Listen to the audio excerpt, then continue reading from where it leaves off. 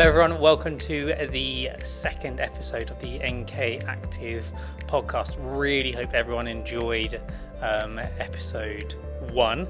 So today we've got some different guests with us.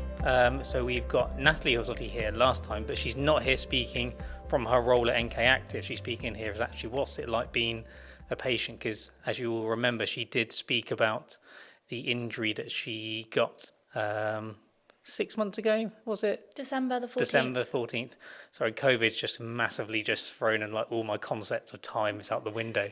And then we also then has Chris, who was also a patient of ours, who had a plantar plate injury. Now, the interesting thing is that they're actually both triathletes, but they are actually live together as well. So we can sort of maybe ask them what it's like living with someone who has got an injury, because I know it's most probably not the most pleasant experience. So let's get cracking. So, Chris, hello. Speak to us about the injury that you got. Let's just give everyone a flavour of what happened. So I'm Chris. I'm a triathlete. Have been for about the last 4 or 5 years, and I started to up my run mileage probably about 18 months or so ago, and started to notice a little bit of a dull ache in my left foot around the forefoot area, and sort of put it off. It would come and go, and I could ignore it for a little bit. Sometimes it hurt during the run, sometimes it would go away, so I tend to ignore it. I noticed it a lot when I was cycling. It would aggravate it quite a lot. So Natalie and I talked about it for a little bit, all the different options that it might be. It seems to be that the world and his wife on the internet is an expert on foot injuries, and they offer Dr. Google. Absolutely 1,001 different explanations as to what it might be. But ended up going around in circles, really trying all sorts of different things. Ended up getting a steroid injection, which made absolutely no difference. And then one run doing the Gosport half marathon, I had to pull up at 18 or 19k. Because I was in agony, and just shuffled my way home. And that's when I went to hospital to see because I had all the typical symptoms of a stress fracture, so I went in to see if I could get any sort of scan. They did an x-ray, which obviously showed nothing, and then Natalie suggested that I introduce myself to you, and we went forward from there and sorted me out, really. It's I'm back to running now. So thinking about the build up to the injury, was there anything in particular was there a spike in mileage, pace, or training load? It was difficult to put my finger on because it happened over a long period of time. It was difficult to say that this caused it or this caused it. I messed around changing my shoes a little bit, but not to any great extent. I never deviated for too long or did any high mileage weeks with new shoes or anything like that. So it was difficult, but I was trying to increase my mileage at the time, and I used to run completely on my forefoot, so right on the toes, no heel touching the ground at all. So obviously 100% of the impact going straight through the forefoot. So perhaps just overloaded at the time, had a weakness there that just was exacerbated, and I'd been lucky not to have a flare-up until then. And we diagnosed it as a sort of plantar plate injury, and the next episode, actually myself, Charlie and Natalie will be speaking about different problems in the ball of the foot, and we will cover sort of a plantar plate injury. But if you sort of just describe the symptoms you were getting. Symptoms, difficult to pinpoint, but in my head, I thought I had either a bursitis or a neuroma or something, because it felt like something was between my second and third metatarsal. It felt like it was swollen. There was no swelling on the surface. There was no bruising. It just felt like I had a stone in my shoe all the time, regardless of the shoe I was wearing. If I walked around barefoot, it would exacerbate the symptoms even more. It just ached all the time. Every time I wake up in the morning and it'd be aching enormously, and then I could go a whole day and have no symptoms, take my shoes off at the end of the day and be aching again. So there was no real consistency other than the inconsistency was consistent. So it was constantly aggravating me, but not We are reliably unreliable. reliably unreliable. Absolutely, yeah. And then I think, because when you get injured, people always think about the physical injury itself, but then actually, how did it feel getting injured? It's really difficult. It's really difficult, especially at the point where I was in my life. I was at university in my third year, I think I was, and all the friends that I was training with were training hard and going on to bigger, better things, and I just couldn't, or I could for a couple of weeks, and then it would flare up, and so in my head I felt like I was missing out because of it, and it was really, really frustrating. But at least I had something to take my mind off it. University studies should be my priority, but it was a good distraction to take away from the injury itself. But sport is what I love, is what I want to do. So it was really, I don't want to say the word depressing, because a lot of people use that word. It wasn't depressing because I'm not a depressive person, but it could easily have been had I not had other things to distract me and motivate me down other avenues. Okay.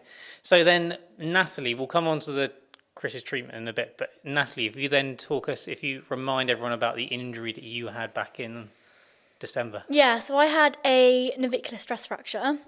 So the build up towards it, I couldn't really pinpoint anything because I hadn't increased my mileage enormously, apart from, so I finished uni in end of July and I came back to live in the New Forest, and the people that I trained with, I did an awful lot of running with them during the whole of August, so that was the only sort of time I could pinpoint my mileage being high. I then started training with a coach, and I was doing a lot more sort of track work, and obviously track work you only go one way, so my left leg had all sort of the load going through it, and I wasn't backing it up with the S&C that I needed to have. And yeah, I started to get pain on the outside of my ankle, and it got to the point where I'd be running, doing a threshold set, and I'd get cramps all the way up the outside of my leg, and I'd stop, let it sort of settle, and then run again. And that went on for about 3 weeks. I didn't really think anything of it. I was just like, oh well, it's just me cramping. It's nothing too major. And then it wasn't until I was doing a 5k time trial, and I remember it because it was 2.32k in, and I got this pain in my foot, and I've never experienced pain like it. And I immediately sort of ran limped, and I finished the race, didn't get the time I wanted, so I was annoyed at that. And then as soon as I crossed the finish line, I couldn't weight bear at all. Walking back to the car, my friend had to carry me, which was very embarrassing. After a park run especially, because they're not exactly hard. But yeah, I couldn't weight bear the whole of the afternoon.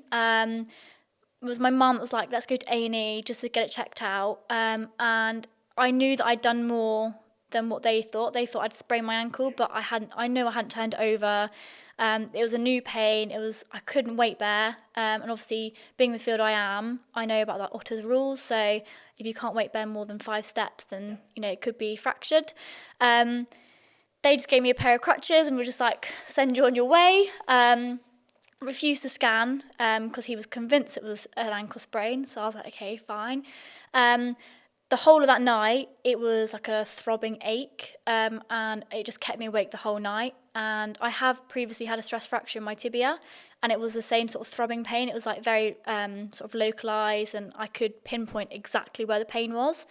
So I actually texted you, and I said, by the way, I'm coming to work on crutches. And you were like, what have you done? And I literally explained it, and Charlie did a quick examination, and she was like, I think it's a stress fracture. And then went for an MRI on the Thursday, which was about 3 days after.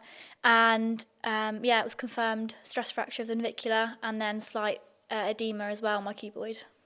And I'm going to ask you, I know the answer to this question, but how did it make you feel? I cried. I cried a lot. There were a lot of tears in. Yeah, I think it was because I'd literally just got my half marathon PB, and I was on for my 5k PB. I was doing really well in running because I hadn't had a PB in my half marathon since 2 years previously. So that was like a big step for me. And it was by about 7 minutes. So it was like huge. And I think when I heard the word stress fracture, I just panicked. And it was everything that happened with my tibia back. And then I know that navicular isn't a great one to do either. So yeah, it was just a whirlwind of emotions. Yeah, because you had been setting a good number of PBs, because we had this rule in clinic: if Natalie sets a PB, there's cake. Yes. And then there was there was quite a bit of cake, and then the stress fracture Yeah. sort of popped up. So then the question to sort of then both of you really is sort of, how did it feel living with someone, because both of you guys, you're triathletes and you both compete at sort of an age group level, so you've both done stuff for GB. So how does it feel then also then being told you can't do what you want to do, and then you two are like living together with it? Yeah, I think it was frustrating because when Chris was injured, I wasn't injured, so I was able to go and do all my sessions, and you were very frustrated because you were like, I can't do mine, and you were trying to sort of take your mind off other stuff, and you were working an awful lot to try and sort of compensate. And then vice versa, when I was injured, Chris is at his peak running volume, and he's increasing it every week, and I was sort of sat there like, I literally can't do anything. I was like in a boot, and yeah, I had nothing to do. It was difficult. It was difficult at times. We helped each other an awful lot. I think we're lucky to have each other both doing sport and both understanding injuries now. We both appreciate the process of an injury a lot more, having both been through some fairly serious ones. Thankfully, touch wood, we haven't been through anything, major, but they've been setbacks, and we both know now how each other reacts and how to look upon that from a third party and see where the other one may be making mistakes in their rehab program, or is overlooking something, or or overanalyzing the other way around. They're being overly cautious, and you need to just tell them. We've both had conversations with you, Nick, where the answer is just man up, and that's not being disrespectful. It's just we both sometimes being overly cautious. Yeah, definitely. Because we don't want it to happen again, and we don't want to go all guns blazing straight back into training and come back to you in 8 weeks on crutches again, crying again. Yeah, So. there is definitely an element of, I do believe the fear of re-injury can be as bad as the injury it's. For sure.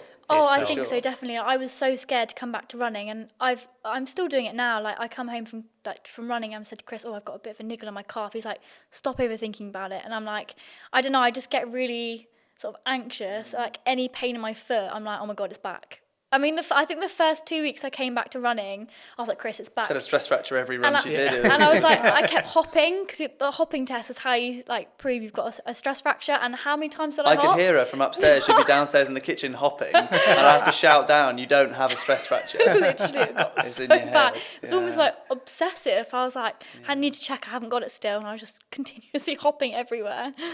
But you did still manage to keep active, because whose birthday was it on Swift? You both done 100 miles. So for my birthday, we saw everyone doing these lockdown challenges and all these physical exercise, but we were still in lockdown and we wanted to go out for the day. We were only allowed out once a day at that point, so we wanted to go out. We wanted to do some form of exercise, a challenge, and I thought, why not ride 100 miles on Zwift? Because obviously I'm a nutter, so I thought, why not get Natalie to do it as well? Yeah. So we were up as 5 on my birthday on the turbos and didn't leave the turbo room until lunchtime. But it was great to do for both of us, because no turbo will ever be a long turbo until we do that again. So it made everything else seem a lot easier mentally. And you're done by lunchtime, so you still have the rest Exactly. of the day. So Yeah, that's true. Yeah. But so for anyone that doesn't know, Swift is so you can get smart turbo trainers now. So you can basically, Swift is almost like a reality sort of, you basically connect your bike to your turbo trainer, and you've got a community of cyclists that you can cycle with in real time from across the world. I use it. For me, it's the only way I can sit on a turbo and not get bored. I can sit on Swift, not for 100 miles, but I can sit on Swift for a short time compared to you guys and not get bored. Whereas before Swift, the thought of doing a turbo session was just like... It's a great training, it's a great motivator, isn't it? It really is, because as you said, anyone that you know that has Zwift, you can just meet up, and they're a different side of the world, different time zone. You can just meet up and do a ride, do a session. And with famous triathletes, with famous cyclists, they all, a lot of them use it. So especially during lockdown, I know Geraint Thomas rode 3 lots of 12-hour days to replicate NHS nurses' shifts, and so it's not, 100 miles is nothing compared to No, riding on Zwift for enough. 12 hours, 3 days in a row. But He cycles for a living. he does. That is Yeah. his job. Like yeah.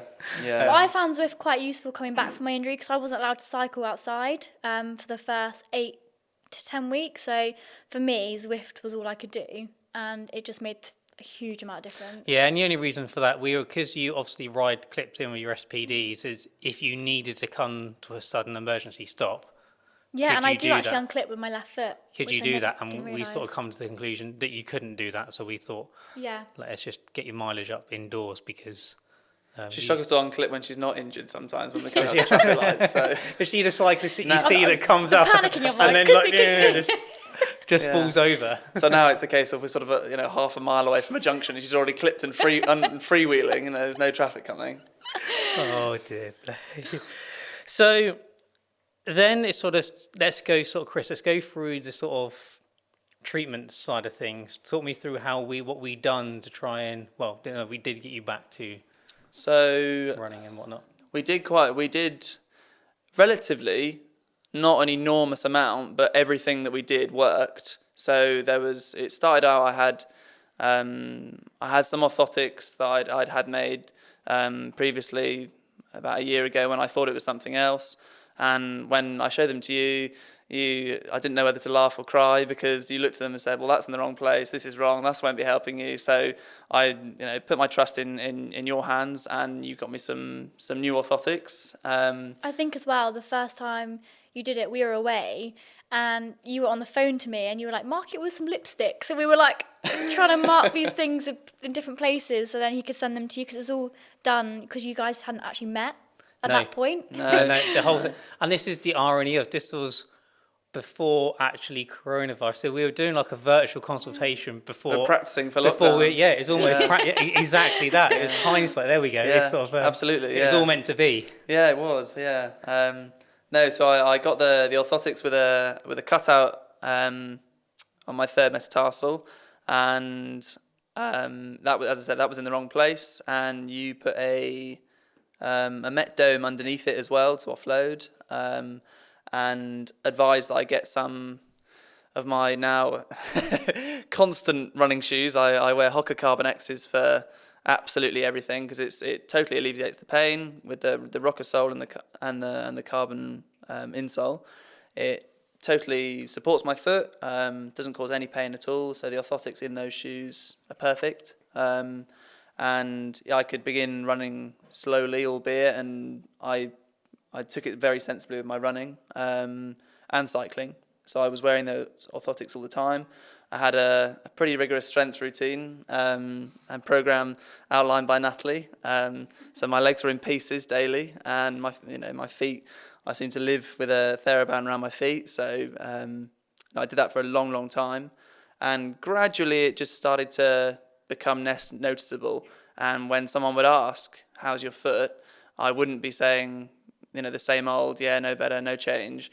It would remind me that I actually had a foot injury at all, and I could go sort of 2-3 days before I'd remember it, which for me was huge. It was sort of, if I could go half an hour without thinking about it, that was good in the past. And it gradually got less and less noticeable. And I still run in the same shoes now because it's still niggly every so often, and I just avoid exacerbating it. So barefoot walking and stuff is, if I can avoid it, then I wear some sliders or something around the house just to not make it worse. And then I came and did the 3D gait analysis and some strength testing, and was told that I need to work on just about everything. So yeah, another strength program introduced, which I've been doing ever since, really. And that was interesting because we done the fatigue stuff with you. So we basically hooked up a heart rate strap, tested you at baseline, then ran you for 30 minutes to look at the difference. And obviously the initial rehab stuff we were doing was focusing on getting the pain, the plantar plate injury, but then we then were able to then show you that actually there was some stuff, there was other work to be done, shall we say? Absolutely. And classic, I can probably say, not to offend all triathletes, but weak soleus and weak glutes are a typical symptom of a triathlete, because they run, swim and cycle all the time and tend to neglect the fourth discipline of strength and conditioning. I think we can safely assume that applies for runners and actually the majority of sports people. I think it probably does. Because if you ask any sports person, what would they rather do? They'd rather sit there and do some strengthening work, or would they rather get out and do the thing they love doing? Absolutely. And it is always do the thing they love doing. And because S&C is it's a behind the scenes process, so you don't see gains immediately. So you go out and do a run session, you're not going to be running your 400 meter reps faster because you've done some calf raises the day before, but 8 to 10 weeks down the line you'll be able to do that session, whereas previously you'll have had something flare up and not be able to do it at all. So no, it's become invaluable to both of us, really. And you have been good, because even before sort of filming this today, you come in early just to use the gym in clinic, just to get a quick Natalie's been really on me to get it at least twice a week. So, and I'm trying to spread it around so I don't have to do S&C the day before my run session or a bike session or something, and also so that I don't end up doing them, Monday and Wednesday and then nothing again until Monday. I'm trying to spread it out as well. So it was good to just get it done, and it's best to just, if I say I'm going to do it, then I'm more likely to come in early and get it done, and otherwise I'd finish here, go back and do my run, and then it's 6 o'clock in the evening, it's nearly dark, and I think, can I be bothered to go to the gym? And that's it. The excuses come tumbling out. So. And then where are you now? What are you doing where are you back running wise and cycling? So running wise, I'm running more than I've ever run weekly mileage. I just hit, to runners it's going to sound childish, but I've just hit 70k last week, which for a triathlete is probably more than a lot do anyway, because it's what I want to focus on this lockdown period. I run completely pain free. I do two sessions a week, and I'm hitting 14 miles on my long runs now, and I'm absolutely loving it. And you're back some okay pace as well. Yeah, I mean, I want to hit a 10k time trial soon, just because I feel like it's a distance I enjoy. It's that comfortably uncomfortable distance where it's long enough to really hurt and need some pacing, but it's short enough that it's over with in just over half an hour. So, well, that's the aim. Yeah. So no, I'm really learning to take my training easy as well. Big fan of the 80-20 rule, whereby 80% of my training is truly easy. I do all my training off my heart rate, so just making sure that it is easy, because 160 beats could feel easy one day, and the next day 130 could feel hard. So it's all about getting some consistency, and I love it. Absolutely love it. Good. Really do. So Natalie, talk us through about your treatment journey and what was done over the course of since that December till we got you back running. So I was put in the boot immediately, and originally it was 6 to 8 weeks, I was told. There were a few tears when you got the boot as well. Oh my God, it was horrible. It was awful. And people would stare at me when I was walking down the street because I had this thing on my leg. And then I had an MRI at 8 or 9 weeks, and Dr. Marsland, he saw me and he said that it was healing, but it hadn't completely healed. So I did have to stay in the boot for, I think it was another 2 weeks after that. And then I started, as soon as I could come out of the boot, I was able to start cycling very lightly indoors. I also then went to the Southampton University and did the anti-gravity treadmill. Mm-hmm. So I think you set me out, I think I set you a plan for that. Yeah, I think I was 20% of my body weight, and then we increased it. I think I only got about 6 weeks out of that because then COVID hit. So by that time I was nearly like 80% of my body weight. And then I sort of spoke to you and said, what can I do? What's the plan going forward? And you were like, well, I'm happy for you to go on the treadmill. So we were lucky enough to actually pick up a treadmill before everything got shut down. And before the prices trebled because we're down here. Yeah. You can actually sell that for now more than I you know. Exactly, it's an antique treadmill now. It's worth a fortune. And then, I started running the treadmill, doing sort of 5 minutes on, 1 minute off, 5 minutes on, 1 minute off, building it up until I think I was about up to 35 minutes of doing the on-off. And then you set me a back to running program, which started me at 10 minutes. And then that was once a week. And then I went to twice a week. Then I'd increase again. I then had a third MRI. And then you actually got the results for me, and it just showed that it completely healed, and there was no new bone had formed. I think you said there was a slight separation or something. There was a little dent in the bone. Yeah, so we also then got a CT also, and it did show that it was like 95% healed. But by then we were judging it on you had no symptoms, you had no pain. Yeah. So we weren't concerned about that extra 5% because a lot of navicular injuries never actually heal 100%, and you haven't got to get that 100% to be doing things pain-free. But just to go back to the Alter G pit for the listeners, it's an anti-gravity treadmill. So it was originally, the story behind it, NASA were asked to develop a treadmill for astronauts in space to hold them down to the ground, because astronauts suffer with osteoporosis or bone loss due to obviously you're not loading the bone when you're in space because the no gravity, and they basically they couldn't quite get it sorted. So then one of the American track coaches sort of told me, well, actually, can you reverse this, because my American athletes are trying to do their mileage to keep up with the Kenyan and African athletes, but they keep breaking down and getting injured. So can we reverse it to lift people off? And that's when the old anti-gravity treadmill. So they're quite fun to go on, because you can take anything up to 80% body weight off in 1% increments. And when you're at 80%, so you're only at 20% body weight, you can sit there and float. So when I had my first go in it, you can sit there and there's me sort of doing breaststroke in this Really air fun, chamber. yeah.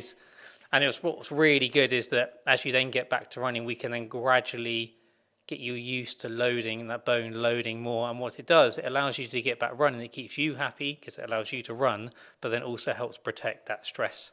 Definitely, and I think I 100% needed it, because I think if I'd waited another month and went back running on a treadmill on the road, my mentality would have been completely different. But because I had that to sort of gauge by, and I was running pain-free in that, and then going outside, it just gave me a lot more sort of confidence in my foot that it wasn't going to break down again. And then talk us about the rehab as well that you so I've done S&C in the past, but I've never been consistent, and I was one of those people that are scared to use the squat machines in the gym and stuff. And since working here, obviously we've got a really cool on-site gym, so I did a lot of my stuff here. I did a lot of band work for my ankles, which I've never really done before, and I just made it really consistent, and I was doing it probably 4 or 5 times a week. I think it's because the only thing I could do at the time.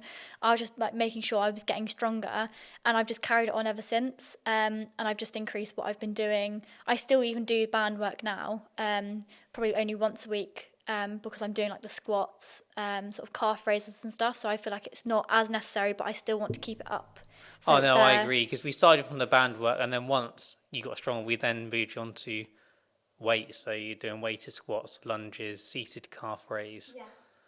And then I think the time that you first smiled was when I remember you got you in clinic and we got you to a hop, and you hopped and it didn't hurt, and you were like... Yeah. I know, I was really nervous, like all my palms went sweaty, and I was like, I really don't want to hop.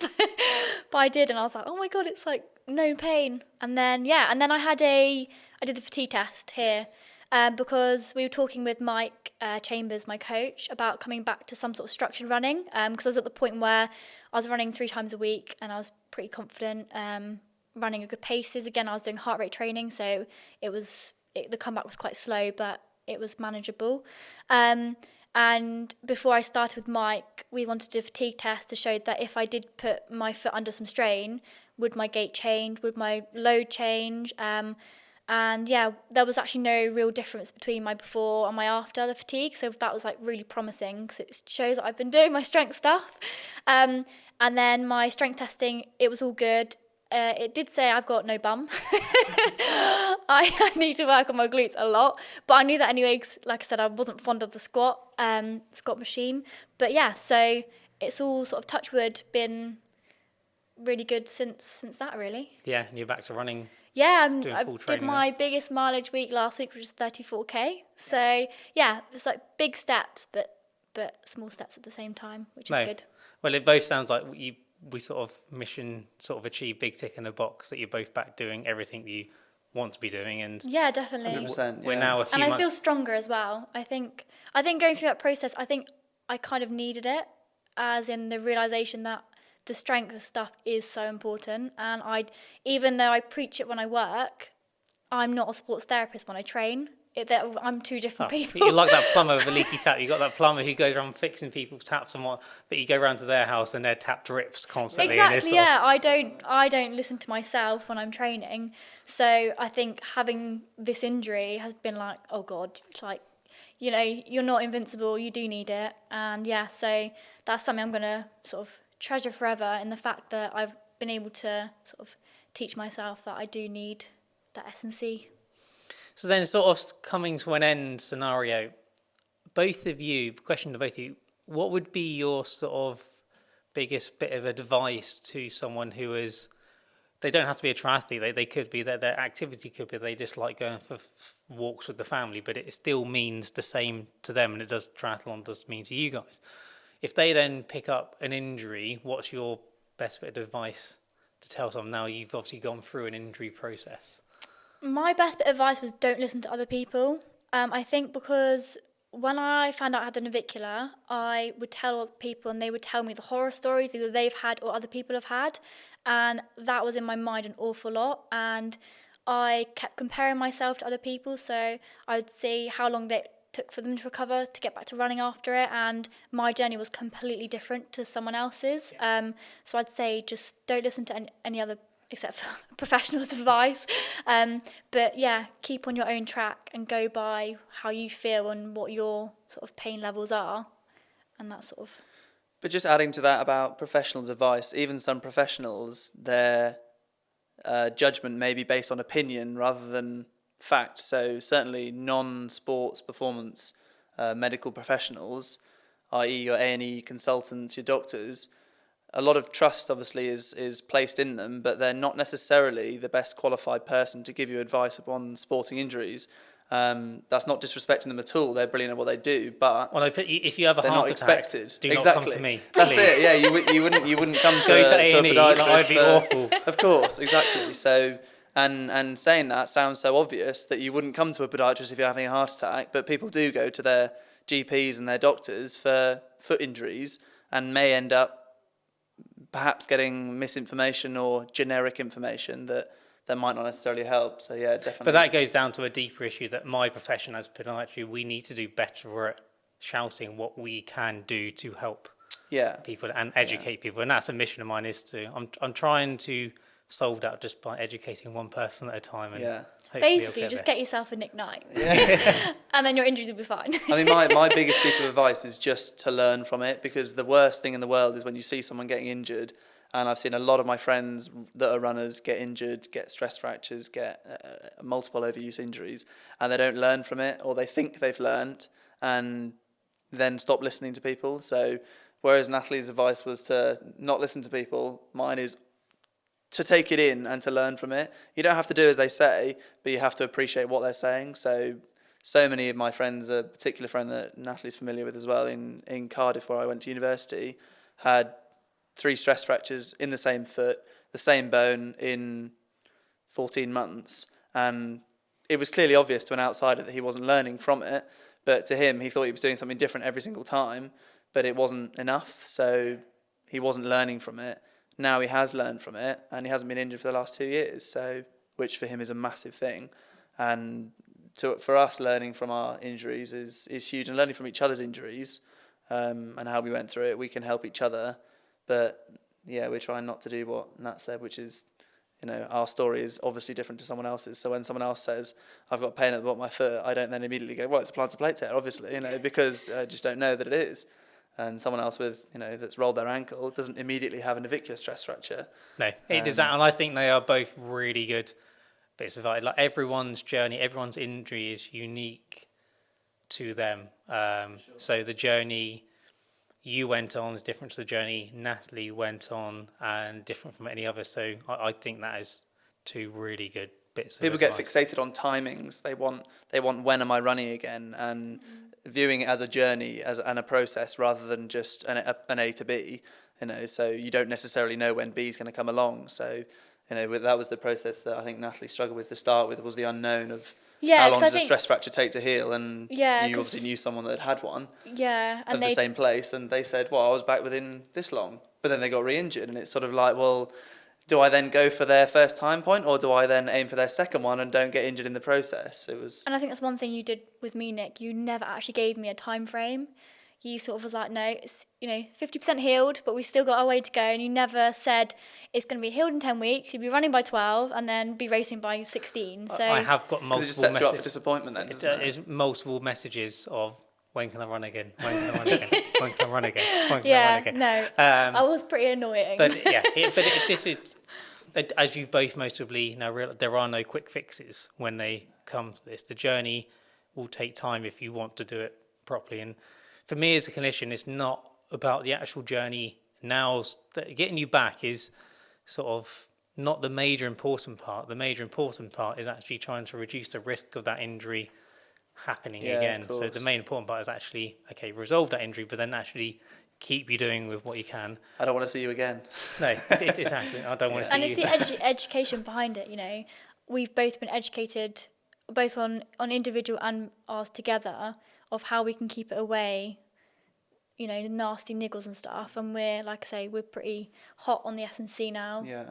Which doesn't mean we're not going to get injured again, but as you said, it reduces the It risk. just reduces that. Yeah, exactly. You're going to pick up niggles and injuries along the way, and you can never reduce the risk 100%, but we can do things to mitigate that as best as you can. So, I just want to say a massive thank you to both of you for coming Thank you for having me. Having a chat. I think it's always nice just for people to hear actually what's it like to get injured from a patient's perspective rather than a clinician's viewpoint. So thank you for both sharing your stories. Don't forget to obviously subscribe to the podcast. It's all on your usual podcast channels, and the video is also going to be on YouTube.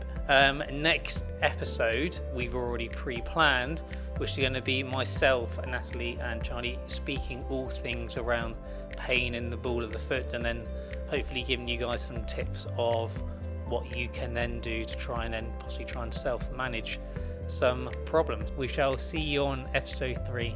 Take care.